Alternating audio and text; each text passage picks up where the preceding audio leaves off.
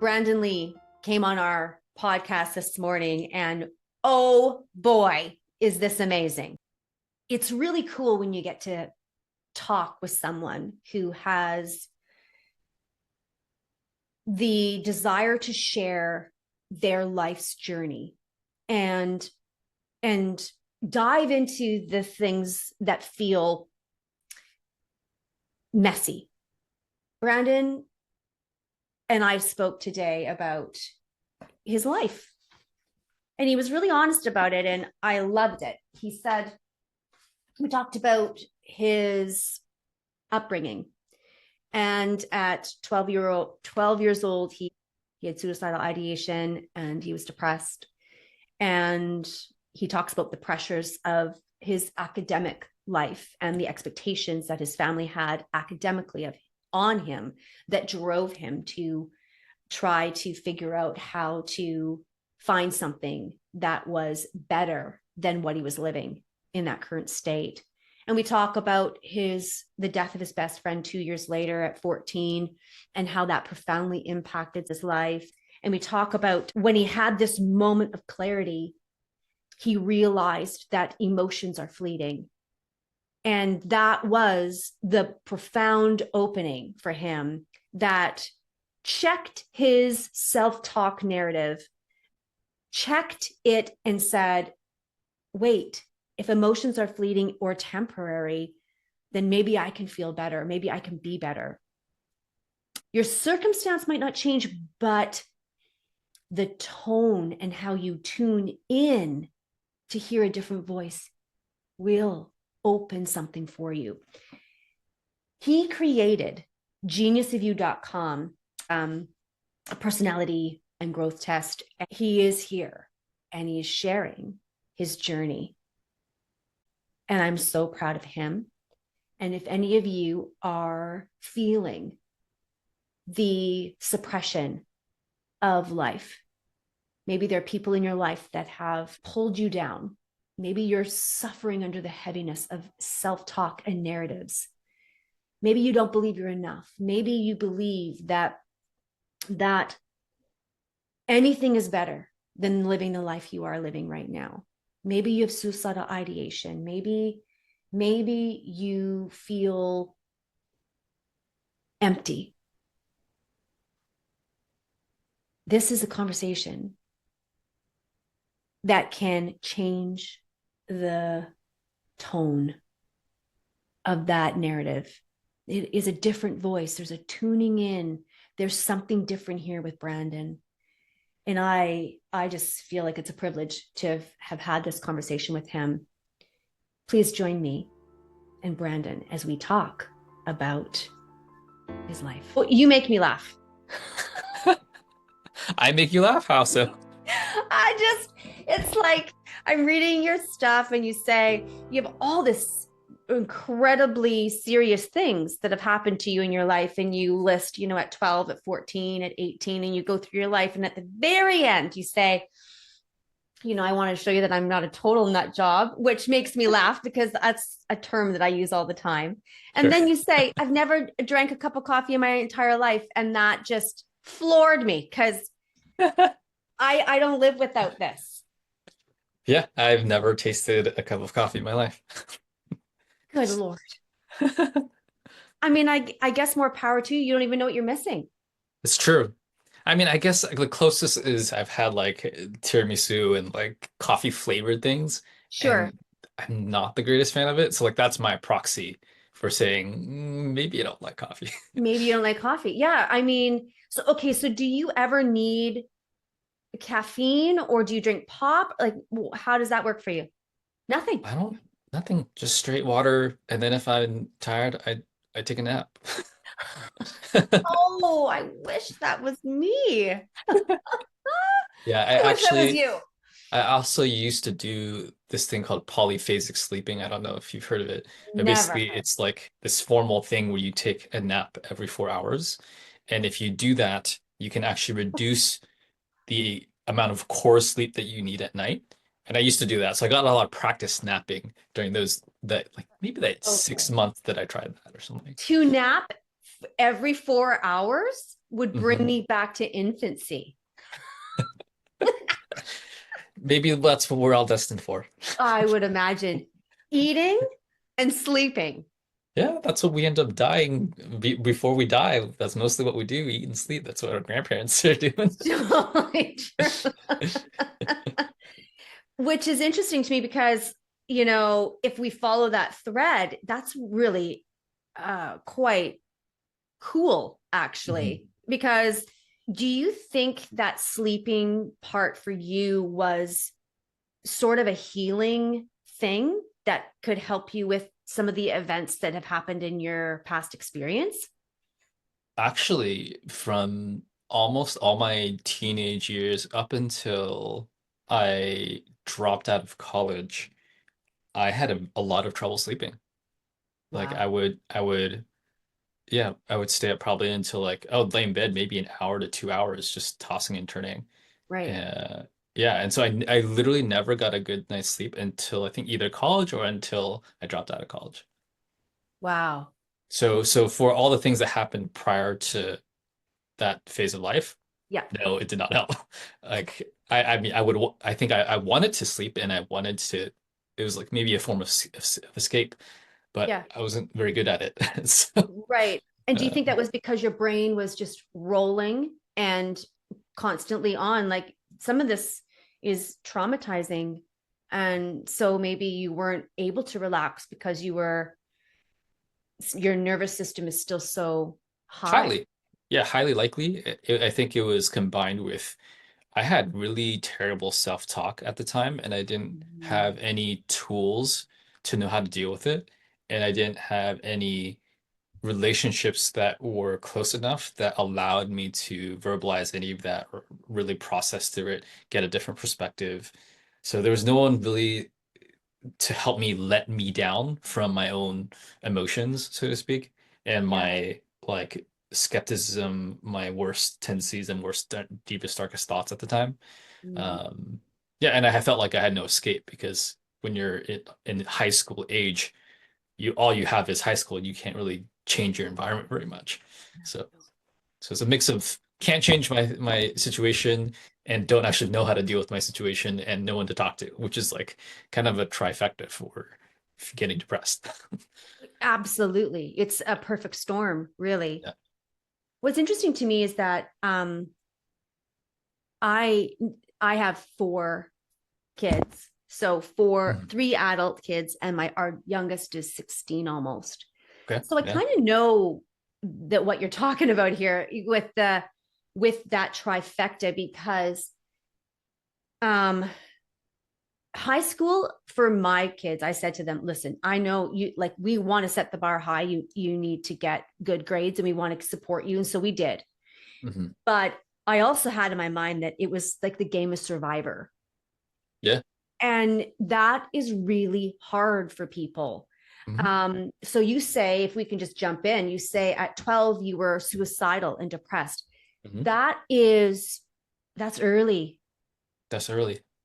And so what in your hindsight, your what have you felt was sort of the reasoning? Was there? Can you pinpoint something Yeah. or it just became you?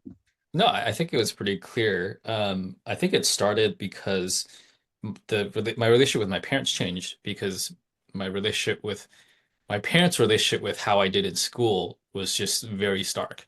Like basically elementary school was fun and games, and like there was no pressure externally to do well. There was no there's just no pressure. There's no active checking in. It's just like, yeah, make sure you do your homework and that's it. And then basically when middle school happened, from an Asian parent point of view or my parents' point of view, high school was practice for college, and then middle Yes. school was practice for high school. Okay. And so because those dots were so connected, I think that's what led to like, hey, like it's straight A's or bust. And anything less than a straight A is anything less than an A is like grounds for discipline and grounds for critique. And basically what that manifested in practically was my dad basically started yelling at me on a regular basis whenever I didn't get an A. So yeah, I just remember getting very antsy, nervous, anxious when like progress reports were about to come out. I think that would come out like every quarter, every 3 months or Yeah. so. Yeah. And so I'd just be so nervous because like I'd see like an A minus or a B plus or even things lower for the subjects I didn't do better in. I would just be I just it would brace myself knowing that oh shoot the moment that my dad finds out and he comes home from work he's gonna yell at me. And so to go from like having a really wonderful relationship with my dad and just like really enjoying him coming home, like your kid is like dad comes home from work, like daddy. Yeah. And Yeah. then to go from that to like literally fearing him and like that was just did so much to my psyche in the worst way. And so yeah, I think the decline in terms of the stark change was so quick. I think it took me until 12, which is seventh grade. So I had a full year of middle school to get to the point where I'm like questioning my sense of self, questioning my self-worth. And very specifically, if we dive to the specific moment, it was down to one specific fight, or just not really fight because I didn't really fight back, but my dad was just berating me and saying something to the effect of like I'm useless, I'm like not good for anything, I never listen, I'm super undisciplined. And I had learned at that point to not argue back because I'd get in extra trouble for arguing back. So I'd just like sit there and take it. And I remember at the end of that specific yelling, I walked back into my room, like just threw myself into my pillow, crying. And like the thought that happened in my head was, it'd be better to not exist than to feel what I'm feeling right now. And that was the very first time I ever considered like that it was even on the table to even consider that. And I think it was maybe a week or two after that of legitimate suicidal ideation and rumination and like, yeah, I don't want to feel like this. Life is kind of shitty to have this feeling. Um, so that was the context and lead up in the actual situation. Yeah. Wow. So then you just learned all these behaviors. You learned that life just could, it was like a blind side, it's just unexpected, right? Yeah, it just And dropped on me. Yeah. yeah, yeah, it kind of just what you had been, the safety, the love and the kindness and the compassion and the joy that you had all of a sudden one day just kind of, there was no talking about it, there was no. So what do you say to someone who's, you know, 12, 13, 14, 15, 16, who has experienced what you've had? Like what are you sharing with them? The challenging thing with working with young people, and I actually used to run an education company for teens, so like this is also drawing from real life experience on the other Yeah. front as well. Um, the challenge is that when you're that age, you actually don't have any agency or much agency in changing your actual environment. Obviously, with my situation, my environment was a huge issue. Is Yeah. I lived with the aggressor. I Yes. lived with my abuser, so to speak. Yes. And I don't have any leverage as a young person to really escape. Like if you're an adult, it's just like, okay, like you live with a bad roommate, just move out. Or Yeah, like that's right. confront them, or there's no real power dynamic there. And you have a lot of choice. And so at least in the work that I was doing when I was running that company, most of it was just hearing them out. It's like just kids at that age just need to know that they're not alone and need to know that there's someone out there that understands them.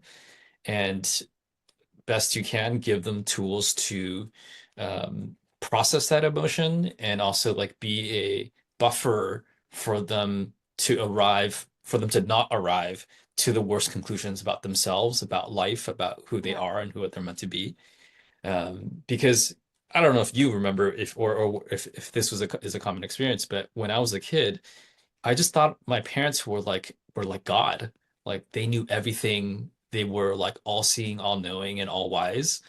And so like I had that, so like to have that, I still had that perception of my parents when my dad yelled at me. That's why it landed so painfully, because it's like this guy who like I so look up to, he's like shitting on me right now. So he must be right. Or like I don't have any counter evidence for myself. I didn't have any sense of self at that point to counter that. And so that's what I would be doing as someone who's speaking to a young person who's in that situation where it's like, Yeah. hey, like your parents are flawed. Like they're normal people. They have difficult lives as well. They have stresses, they have baggage, they have trauma.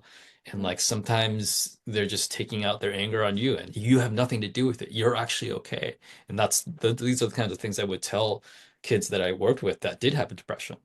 And that I would like to think that that helped. This was maybe like 7 years ago, and I haven't really followed up with any of them.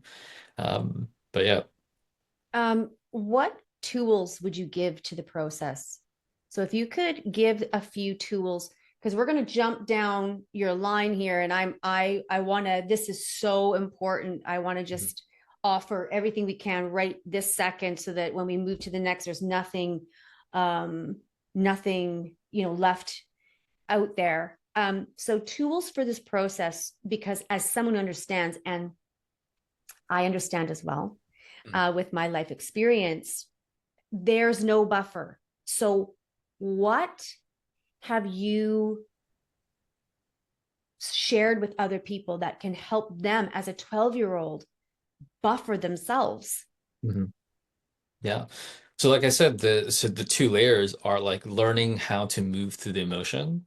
And then of course Mm, the other aspect of like me g- giving them more context about the reality of things. sure. And that's a little harder to do if you're just self-isolated. But yeah, learning how to process emotions is uh it's one fundamentally being okay with embracing emotion and feeling your feelings. I think at least the way I grew up in toxic masculinity culture, and then you compound that with like Asian upbringing, which has even more emotional suppression. I just thought all emotions were bad, or like Right. all and like feeling anything or sadness, like that's just to be stuffed down forever and never felt. So Yes. I had that additional baggage to work through. Yeah. But for, yeah, so speaking to those kinds of people, I would Yeah. start with initially, it's like undemonizing emotion, which is allowing yourself to feel it. So like that part of your brain that says, I shouldn't be crying, like that's like basics emotional fluency 101, which is no, don't say that, don't stuff that down, don't shove it down, just let it come to the surface and give it that voice. Yes. It's like if you were to personalize emotion or like personify it or give it like pretend it was like a stuffed animal sitting on your desk, it's almost like the repressed version is just like throwing the stuffed animal into the closet and never looking at it because you think it's dirty or something. Yeah. And so the basics 101 is letting it sit on your table, looking at it and talking to it and trying to understand it and be like Yeah. and giving it the air and space that it has because it's the emotions are saying something. It might hurt. Yeah. It might hurt to hear it, and it might be really sad or depressing to hear the kinds of things that emotion is saying. But letting it move through your system is what reduces the intensity. So the more you stuff it down, the more you ignore it, the more you repress it, the more it festers and uh, under the surface, and it just doesn't go away. The only way it truly goes away is being actually heard. Yeah, I would agree. The only way it actually goes away is to truly be heard. I would also add to that over the course of my life, I've learned that emotion really means energy in Yes, motion. And so, absolutely.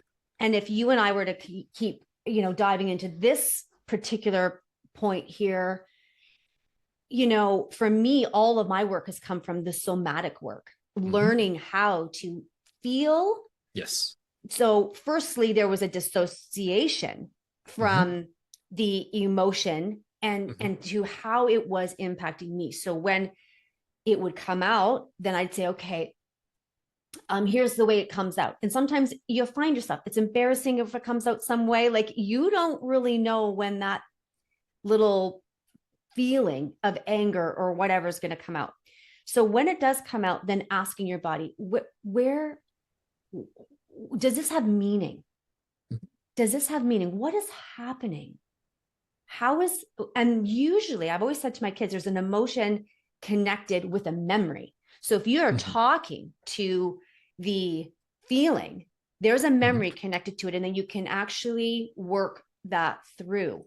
Mhm. Um, so I really feel like this is important, and I think the your word undemonizing emotion is brilliant. I really like that, and the crying aspect, because what'll happen in those situations is don't cry about that. Why are you crying? And then you're being Yep. gaslit, like Yep. you're 12 or Yep. 8 or whatever your age is, like this, so vulnerable and young. Mhm. And the response to your feeling is don't talk back to me. Mhm. And then it's probably followed by, what are you getting so uptight about? Mhm. What's the emotion here? What, you don't need to cry. And then Yep. all these labels get slapped all over it. Lots of Yeah. gaslighting for sure. Yeah. It's a gaslight for sure. I've, even before I knew the term, I experienced a lot of it. Oh, me too. Me too. Now, Yeah. are you okay? And the other thing that duped me a lot um, was, now I don't know if this was your experience, so you can speak to this, but so we both were raised with toxic masculinity, Mhm. and that's not a badge of honor. That's like painful. Yeah. Yeah.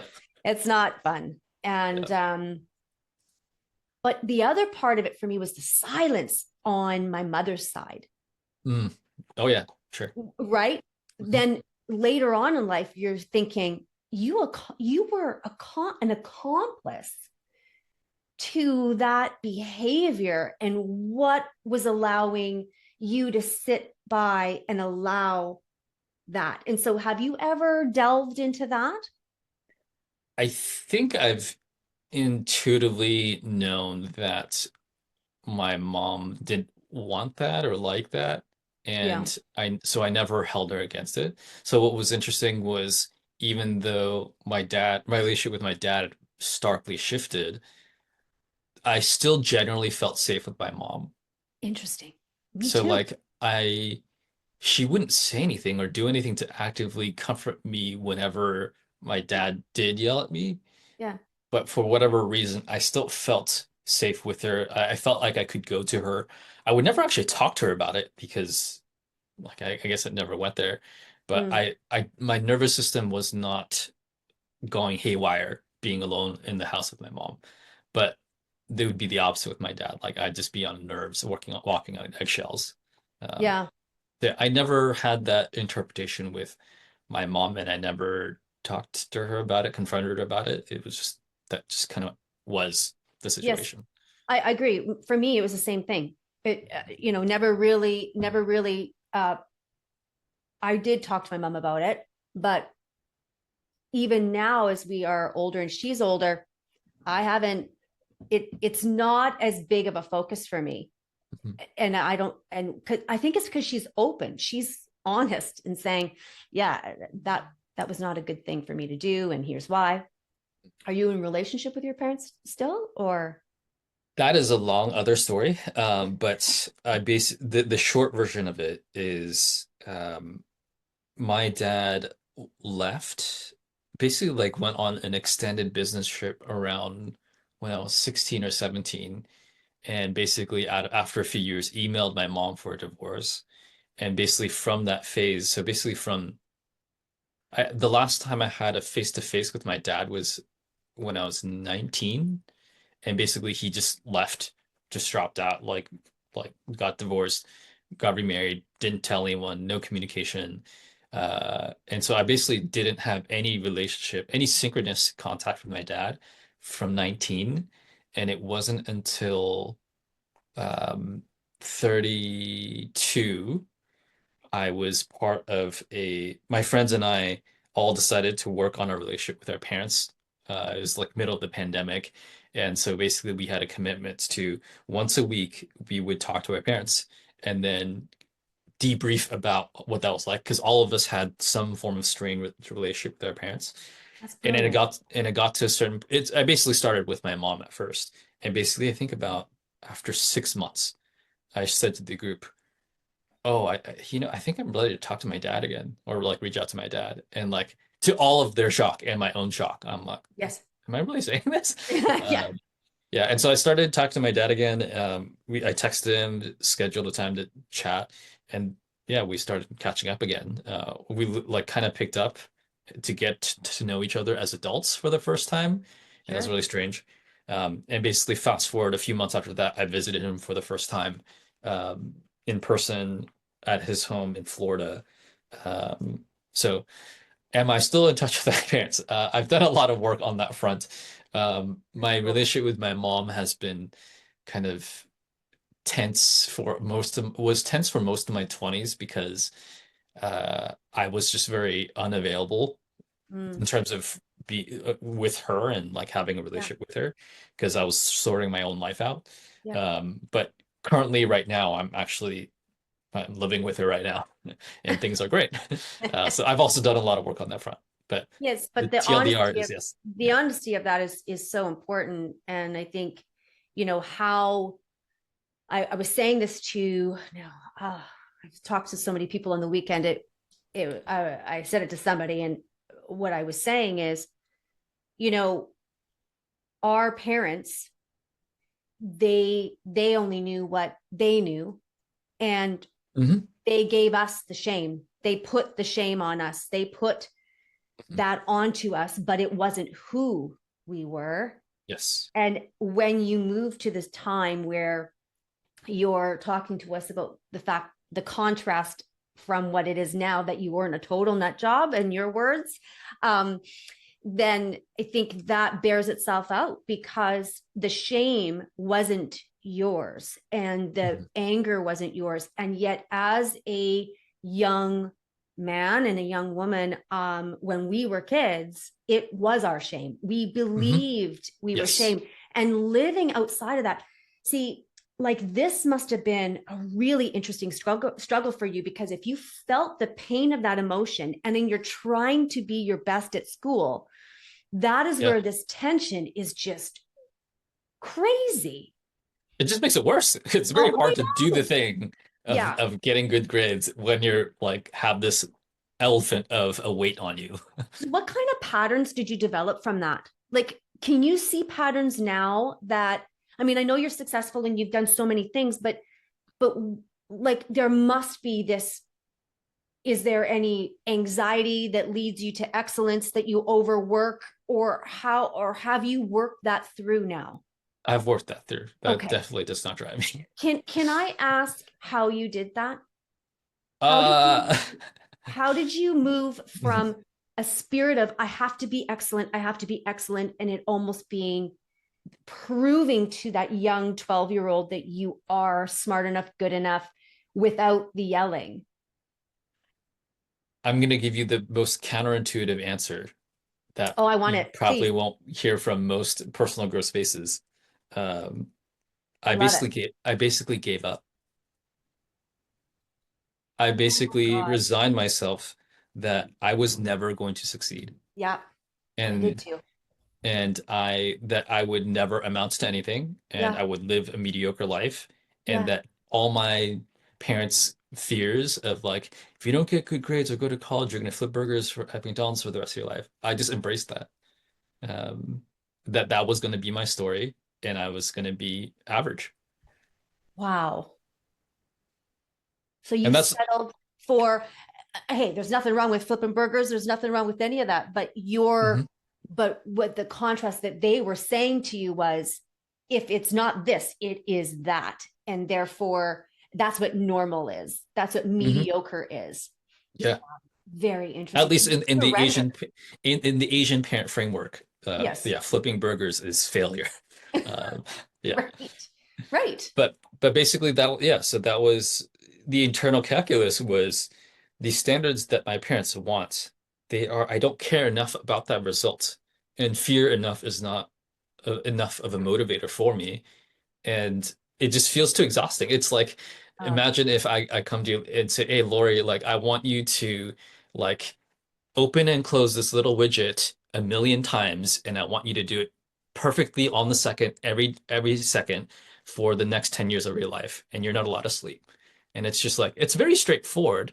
And like and if I tell you that I'm going to give you $1 million to do it, like that's like, do you care enough to do that? Like, and that's basically how it felt for me, even though it felt straightforward of like, oh, sure, yeah, get good grades. That I've been told this my entire life, but I don't care enough to do that. right. Oh, these are real. This is just like a minefield for me. Okay, Yeah. so then with that as the background, because that's really, really important. And I want to honor you for your bravery as a young boy at 12, that you made it and that you lived through the mental anguish and there's grit here, there's fortitude here. And I just want to say thank you for moving through it, because this is the conversation that we get to have now. You Yeah. could change so many, I'm not trying to excuse it that you can change so many people's lives, but Mhm. you're the real deal in terms of that's what that's what a teacher is. A teacher says, Mm. I lived through something and I Yes. know how to help you get out of it. Yes. That's a level of nobleness that I just so admire. And I just want to say thank you for that. Thank you so Yeah. much.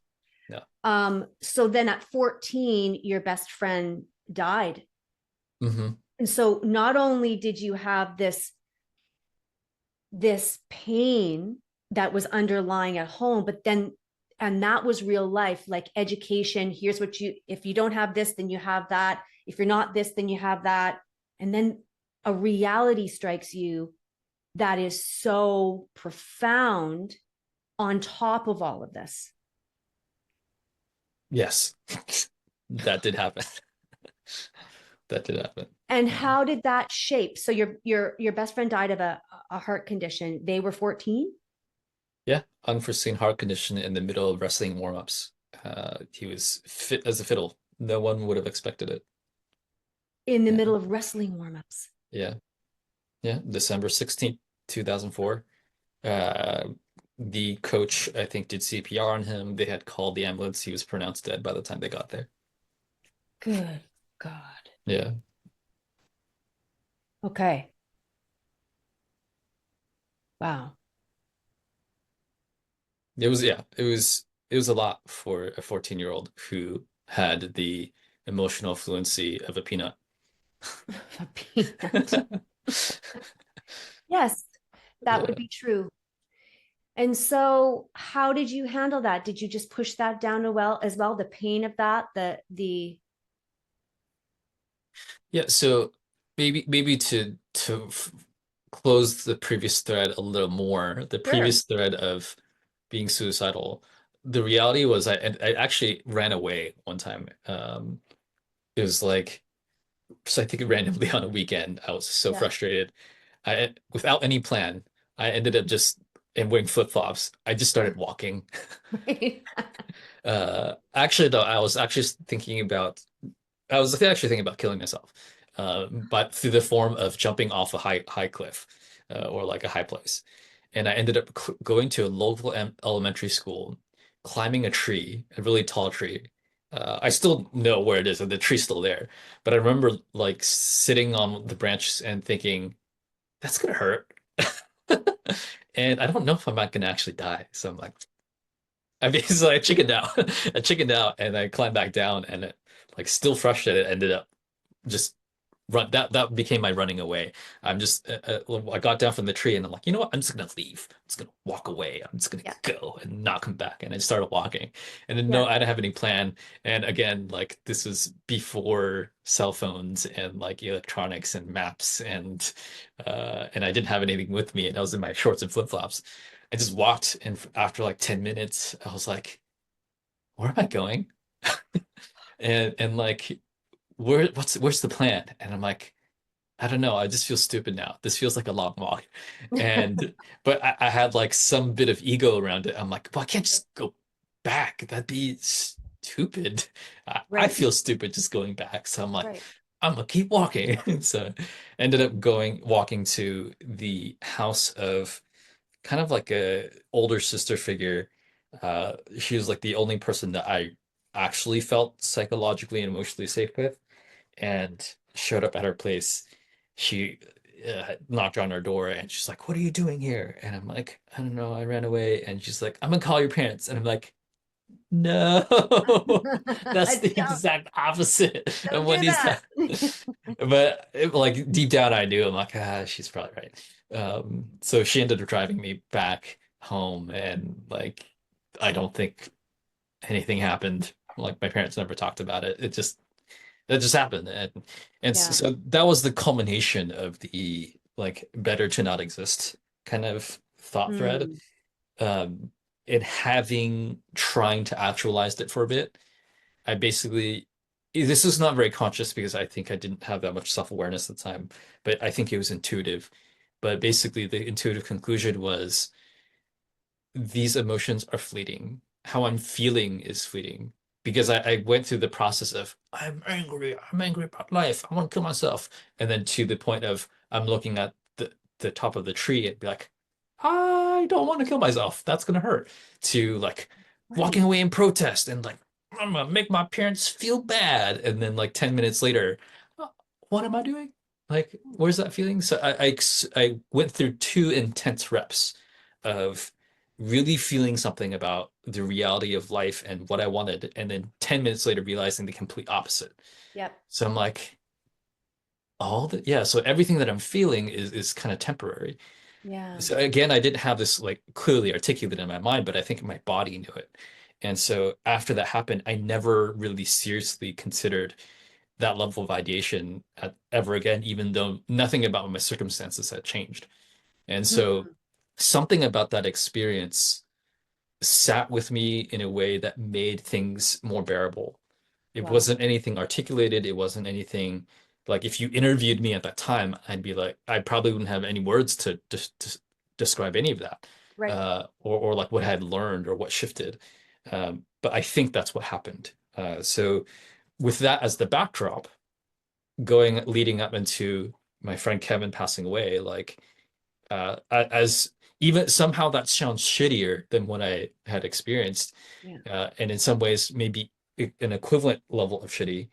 Um, yeah, I that didn't make me more or less like wanting to leave the world or not. It was just probably the most intense form of grief that I probably faced in my life, but I didn't know how to hold it, right? Because I hadn't changed any of the competence that I had around emotional fluency. I didn't Right. develop any new skills in the meantime, Right. other than like this undercurrent knowing that of like, oh, maybe feelings will pass. Literally, besides that, I didn't have any more tools to grapple with his death. So, if anything, it just was this elephant that sat in the back of my mind for about probably about 10 years, actually. Yeah. I actually sat with that undigested grief for more than 10 years. Yeah. And how did It, that come out? yeah, it literally wasn't until I think 2014 or no, 2015 or 2016. Uh, I was now 25, 26. I had now done 5 to 6 years of personal growth work. Yeah. I had taken classes on Yeah. emotional fluency. I had friends that I could talk to about emotional fluency. I learned about therapeutic modalities and been through a handful of them. And it wasn't until then that it was like coming up on the anniversary of Kevin's death that I was thinking about it and realizing that I had more tools to face that, and also realizing that I had never fully metabolized that experience. Right. Um, so I think, yeah, it was around that time I decided to actually drive back to his grave and just visit him and sit with all the everything that we've been talking about. Just sit with Right. all the emotions that came up that that I had never really held. and given space too. So I think I was there for maybe an hour, 2 hours or something, and just aired all those emotions and journaled about it, gave it the space, ended up writing Kevin a letter Yeah. that I had never gotten the chance to do, Mm. to kind of close that thread of saying the goodbyes to him that I never really had, and letting that young version of myself fully grieve, and say everything that he wanted to say. Um, and and I think after I wrote that letter, actually, after I wrote that letter, I felt really complete about it. Right. Um, and that's how I guess I re finally released it. I think a lot of my social anxiety at the time was I think that I've had some script or narrative that Mm. said that there was a correct way to interact with people. And Right. I think it was combined with seeing very socially confident friends conduct themselves and seeing the gap between where they were and I was, Yeah. and feeling utterly incapable of doing what they were doing. And so I was comparing myself to this other standard of how like peak humans operate and behave, and felt like I couldn't do that. So because I couldn't do that and didn't know how to get there, I just tried to be quiet. I'd Mm. rather not make mistakes. And so I think it was actually tied to um, incredibly low resilience, plus having, yeah, on top of that, very terrible self-talk around making mistakes. Yeah, I guess now tying back to the thread, it was probably because of my dad yelling at me about grades and creating a lot, teaching Sure. me how to shame myself, Right. that that shame carried over whenever I didn't do anything, or whenever I did anything with low competence, Well, yeah, like a great example of that is, you did your best on that math test because you know how hard you studied. or how hard I didn't study. Well, right, because in his world it was how hard you didn't study, and in Mm. your world your efforting was what it was Yes. for the Mm. capacity of a 12-year-old, for a Yes. capacity of a 13, 14-year-old. So you Yeah. were doing what the capacity was. Mhm. Therefore, that self-talk becomes all about the fear of, Mhm. if I can, if I do this thing, if I do this to the best of my ability, it's still never going to be enough. Yes. Mhm.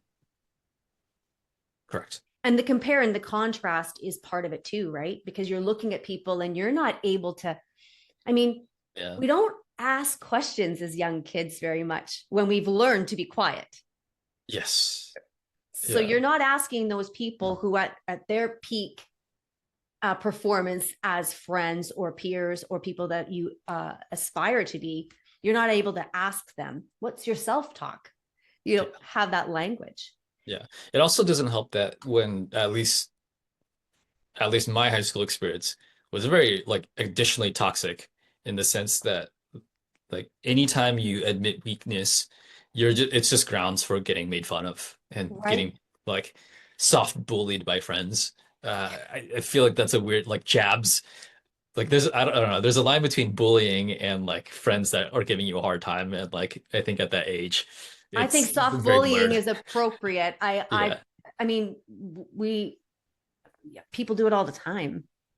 Yeah. It's not that blatant bully, but Yeah. it's the quiet one. Yeah. And then you can get gaslit for thinking it's bullying and not being able to take it, especially Well, it's I from didn't like mean that. friends. Stop being overly sensitive. You're always so Yeah. sensitive, right? Then that's the gaslighting piece. Yeah. Yeah. So it was is largely that. I think that was a very big variable that kept me from asking those kinds of questions. Yeah. So then when you begin to get into your 20s and live that life and do the things you find love, you break up, you start businesses, you do the things. And then is there anything in there that you want to talk about? Like we still have many age levels to go through, but I also want to get to how you're not a nut job and that you're an amazing human and you were an amazing human before. We're just joking about that because that's, again, if you've been listening from the beginning, that's what Brandon says in his email. But I want to talk about how you move people into personal growth and development, because I find that incredible. Is there anything from the 20s that you want to talk about that framed and that is sort of an undergirding experience that then catapulted you forward into the next phase? Yeah, so yeah, the most key experience is going from the social fluency of a peanut uh to feeling like I knew how to navigate the world of people very easily. So Right. that transformation, I think, had the most impact on me. Firstly, on a macro level, Mm. because that happened in such a short amount of time. I think maybe in the span of like 6 to 9 months, I went from that social awkwardness to, oh, I can talk to strangers. I'll talk to any stranger. Like I For can have anybody. conversations with anyone. I can Yeah. talk to anyone. That shift is like so stark. And I remember at the end of that journey, the end of that 9 month journey, realizing like, oh wait, I can change. Like it just Uh, that yeah. undid like 7+ years of narrative that I suck at things and I'm Yeah. not good at things and I can't get better at things and I'll never be enough and I'll be mediocre for the rest of my life. Like Yeah. experientially, like no one could ever take that away from me. And experientially, that like the implications were like absurd. I Because know. I'm like, if I can change this, like putting two together, if I can change this much in 9 months, what can I do for the rest of my life? And I was like, whoa, I'm excited to get old because it just became so obvious. I'm like, Right. I, I did that, and then I'm like, what? I can do that? Yes. It changed my life. And I think that was probably the 80/20 in changing my life. Of How old were you? it, that period happened probably between like I think somewhere between like 17 and or like 18 and 19, somewhere between 18 and 19. Very cool. Yeah, I think it was I think it was this summer after I finished high school. So right before I went to college. Yeah. So that summer, so it was probably, yeah, it was 2008. So yeah, I was Yeah. 18. Yeah. Because I know people have like I have struggled up until 6 months ago. So I'm almost 50. And so 6 months ago, it dawned on me that the narrative since I was 6 years old doesn't I can begin to change that and turn that Yeah. around. That's a long time to have that. And yeah, a long time, but inside of that, my context was that I was chipping away since I was 17. I Mhm. went for 1 year to therapy, then I never went Mhm. back, Mhm. and then finally went back last year. And all that time in between 17 and 40, just being 49, um, I learned on my own and I was unraveling the all of these things that you talk about, Mhm. unraveling those pieces and Yeah. pulling myself out of those things. But the last thing to go was the narrative. Like, and this realization, my words, my words are the universe. Mm. I Yeah. can create a new Mm. world Mm. with my words. Mm. And I'm Yeah. going to catch myself when I say, I am X, I am this. Yeah. And when Yep. I think it, I'm going to catch myself. And, interestingly enough, I would set my alarm Hmm. on my phone every hour. And Whoa. I made a big, big choice. Hmm. So that was 2 years ago where I said, I'm not doing this. I can't do this. Like, this is excruciating, but Hmm. it's also like, it's debilitating because I'm trying to do all these things and I can't do it. So what do I need to do? And so Hmm.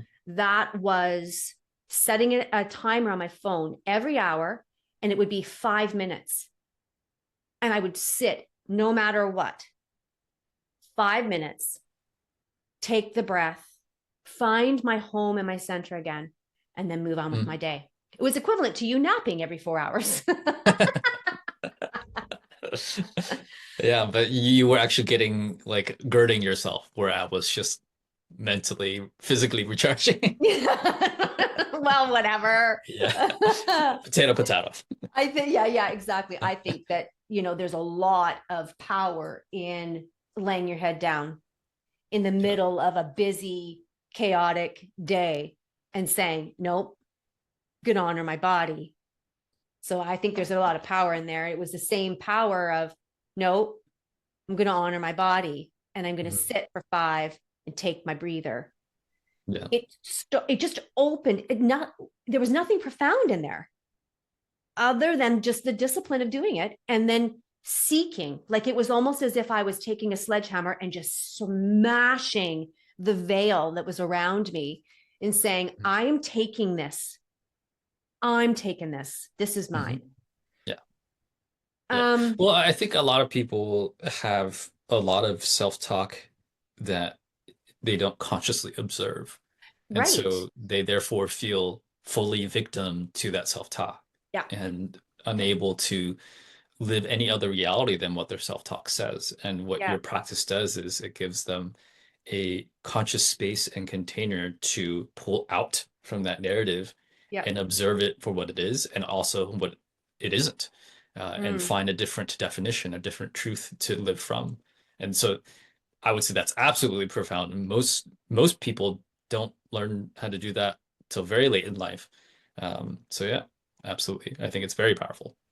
Yeah, it's very powerful. And then I also watch, because I was plagued, I would say plagued. I don't know what word you would use for that narrative, but it just was like this sticky tar that I could not get away from or get off of me for anything. And the only thing that could do it was the stillness, finding that stillness and just like entering into a space of, I don't even know. It was almost a form of surrender. Mhm. Yeah, I Okay. mean, yeah, that was what I experienced. That's why I couldn't go to sleep Yeah, right. in high school. Yeah. So yes. Right. Yeah. Wow. It's like Okay. having all that chatter in your brain. It's really hard to go to sleep too because you just constantly feel bad and just are in a spiral of feeling bad. Well, and not only was I in a spiral of feeling bad, I was also in the spiral of, oh, I didn't do that today because I could barely get it to my desk. The procrastination, the fear of Mm. being seen. Ooh, Like, yeah. why would you want to be seen when you've been squashed your whole life? Yeah. Yeah. Yeah. Yeah. Yeah. So as you moved into the genius of you, Hmm.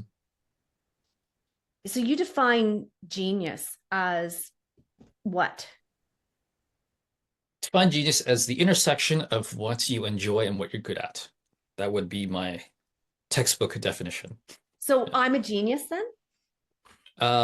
Everyone has genius. Everyone has underdeveloped genius, and everyone has genius under that definition because everyone has things they enjoy.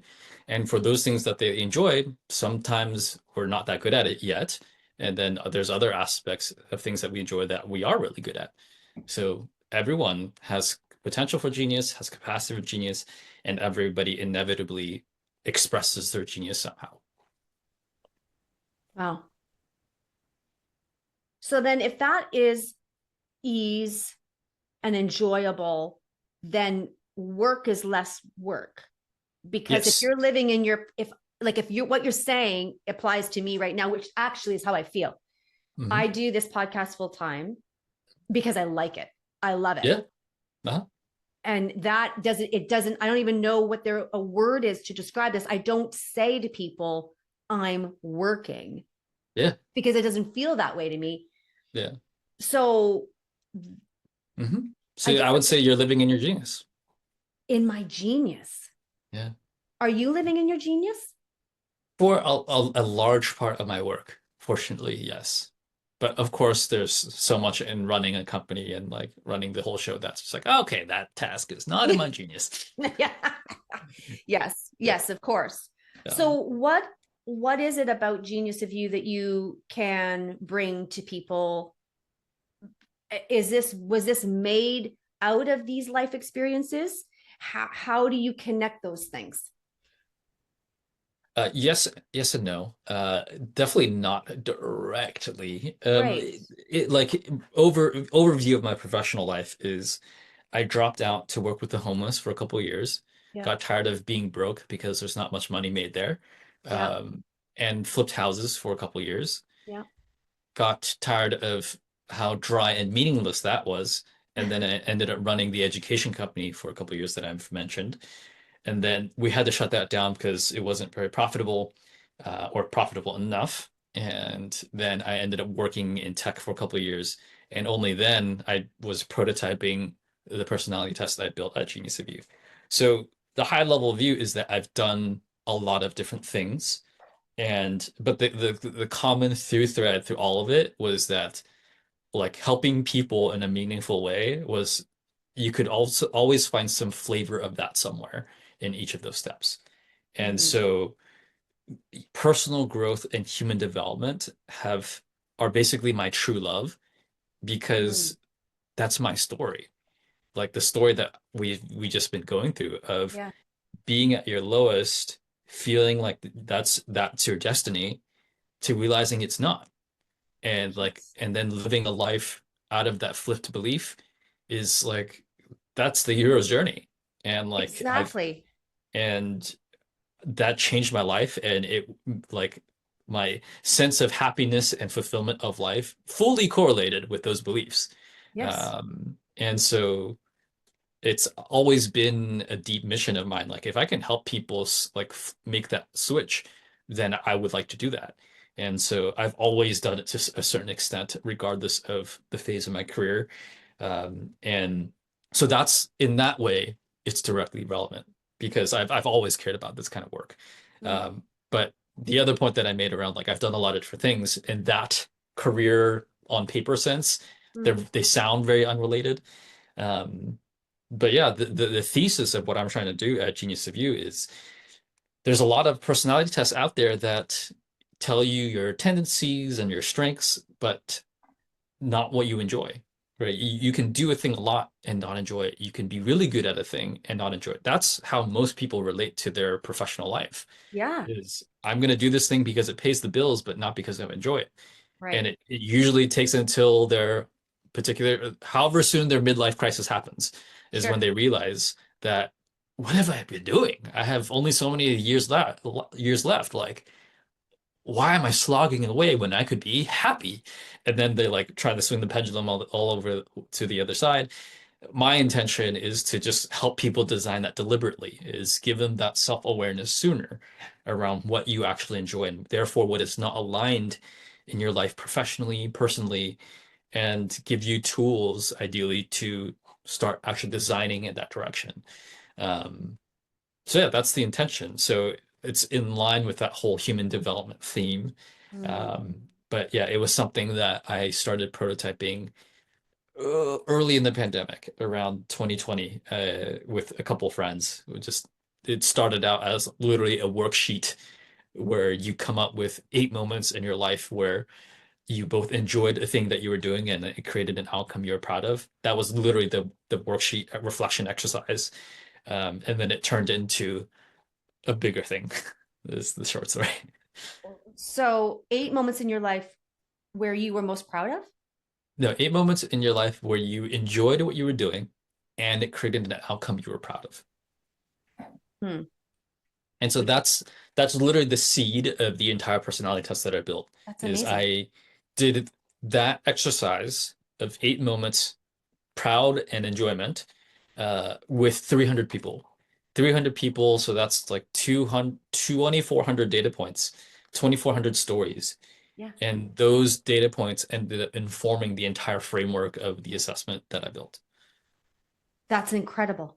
Yeah, because basically it's like a shortcut of like if I talk to enough people who have done this to do this exercise, in theory, they should encompass the like the whole scope of the human experience. Yes. And so that's what the assessment is. It's condensing the human experience into these 7 buckets and like quantifying it for you and codifying it for you. So where can we get this test? Yeah, you literally just go to geniusofyou.com and the main flagship assessment is totally free. You can just take it. It's 56 questions. It takes people about 10 minutes. Okay. And they can take it for free. And then I built a more professional career version, and that one's paid. But for your listeners, just put Lori as a coupon code, and then they get a discount. Well, that's nice of you. Yeah, Thank you.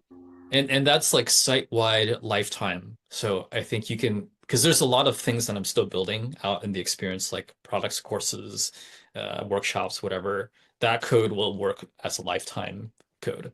So basically, anything in the future that any of your listeners ever want to like experience that I build, they'll Yeah. get a nice discount. Oh, I would love this. So I would imagine it would be like, so then the 7 pillars or 7 pillars or 7 buckets, did you It's say? called 7 there's 7 geniuses that I evaluate every person on. Okay. Okay. And they can learn this at Geniusofyou.com. geniusofyou.com. Yeah. Goodness. I'm just like, I mean, well, how would I take the test? I download that. Mhm. And then what if we meet again and we talk about the buckets? Yeah, absolutely. Yeah, I can send you the links. Take it. We can have a follow-up conversation because yeah, it is a whole other conversation. So right now it's just the 2 assessments, and you stay on the email list. And once I develop new things, I'll launch it. Yeah, Yeah, that's really cool. yeah. I love emotions, and I'm Mhm. really appreciative that you have become fluent with Me the too. emotions. I'm glad I took that time to do that too. Yeah, I am actually, because it's Yeah. a lot. It's not natural for us to go into the emotional space. And I love, like I say, I wrote it down on the paper, like you said, I'm undemonizing the emotion. And yes, cry it out when you're sad. Just cry, let it Yeah. happen. Yeah. This is really profound, and I'm glad that it's led you to this space, and Mhm. I'm glad you're here. Like, I'm glad I'm here. Yeah. yeah, like, I'm glad I made it. yeah, yeah. The journey, like you said, the hero's journey. It's not for these people who, like anybody can have a hero's journey. I Mhm. think that's the beauty, is that if we can find love for ourselves, we are the hero. Mhm. If we can find love for ourselves, and if we can connect into any emotion, no matter Mhm. what it is, on what level, it doesn't matter. You're a hero in that moment. And so I just resonate with the beauty of what you've been sharing. And in terms of emotional fluency, for those people who are listening, do you have any recommendations for emotional fluency, of how someone? Absolutely. Yeah. Absolutely. Uh, there's 2 things I would recommend. One is actually from the book that Genius of You is born from. Okay. So there was a worksheet that came from a book that I'm about to share, Okay. and that was the seed of the whole assessment. 15 Commitments of Conscious Leadership is, in my opinion, one of the most comprehensive personal growth texts. But so basically every single chapter in the book, there's 15 chapters, 15 commitments. There's a specific chapter in the book that's around feeling your emotions. That's so I would go through that single chapter if someone is looking to develop like some fluency on that front. So Okay. that's one. Two would be I'm going to plug my friend's course. It's called Relating Between the Lines, rbtl.com. And this guy is a nerd. This guy has spent over 6 figures on developing emotional fluency, interpersonal capacity. He's bought all these well-known courses and frameworks. He's trained at Stanford. He was at one point one of the youngest facilitators at Stanford. What's his Um, name? Norman Tran. And Norman. yeah, Norman Tran, Tran. And it's Uh, and it's RB what?